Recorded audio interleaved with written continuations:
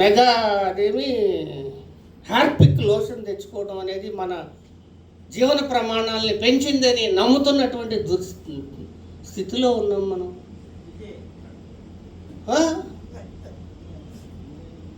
కొబ్బరి పీచుతో అంట్లు తోముకున్న నేను స్క్రబ్బర్లు కొత్తగా వచ్చాయని వెతుకుతున్నానంటే మామూలుగా నా జీవన ప్రమాణాలు ఎంతగా పెరిగాయి. కానీ మా వాడి ఆదాయమే పెరగలేదు.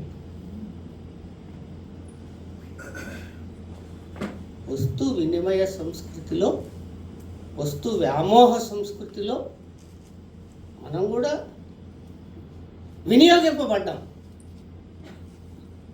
మార్కెట్ మనని చక్కగా వినియోగించుకుంది. వాడుకుంటారా అని రెండోడు అన్నాడు కదా, వాడటం అంటే ఇదా? బ్రహ్మానందం హాస్యం కోసం చెప్పినా కూడా ఈ సందర్భంగా ఇంకొక 2 చిన్న కవితలు చెప్తాను. ఓ భర్త ఓ భార్యని ఏదో అంటున్నాడు, అది తరచూ అంటున్నాడు. అది బిడ్డ చూసి దానికి కోపం వచ్చింది. ఆ బిడ్డ వయసు 6 ఏళ్ళో 7 ఏళ్ళో చూడండి. అది ఒకరోజు తన తల్లిని ఏం మందలిస్తున్నాడో తెలియదు కానీ ఏదో అంటున్నాడు. కాన్సెప్ట్ తెలియదు.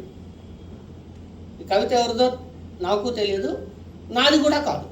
అది కూడా చెప్పు, సందేహించొద్దు. నా కథ ఇందాక నేను కథలు చెప్పడం అనేది దాని గురించి చాలా వైవిధ్యభరితంగా ఉన్నాయి కథలు. మేడం వారు చాలా బాగా ఉషారాణి గారు బాడీ ఆన్ ది బార్బ్డ్ వైర్స్ అట్లాంటి ఏదో పుస్తకం కూడా ఆవిష్కరించారని చెప్పారు. ఇంట్లో జరుగుతున్న విషయాన్ని తన తల్లి పైన తన తండ్రి చేస్తున్న అజమాయిషీని గురించి ఆ పిల్ల ఆ వాతావరణంలోంచి గ్రహించింది. ఒకానొక రోజు తండ్రిని ఇలా పొయిటిక్గా బెదిరించింది.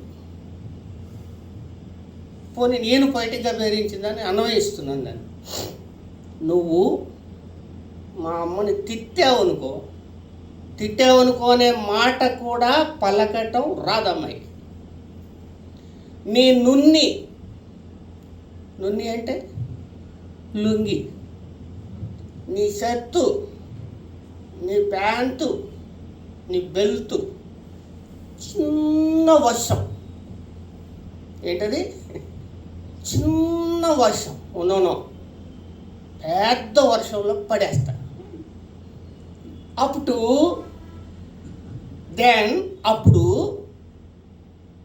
నువ్వు కాజేలకు పోలేవుగా అన్న. నీ బట్టలన్నీ తడిపేస్తే నువ్వు బయటికి పోలేవు. జాగ్రత్త బిడ్డ, మా అమ్మని తిట్టావు అనుకో. నాకైతే ఇది గొప్ప కవిత.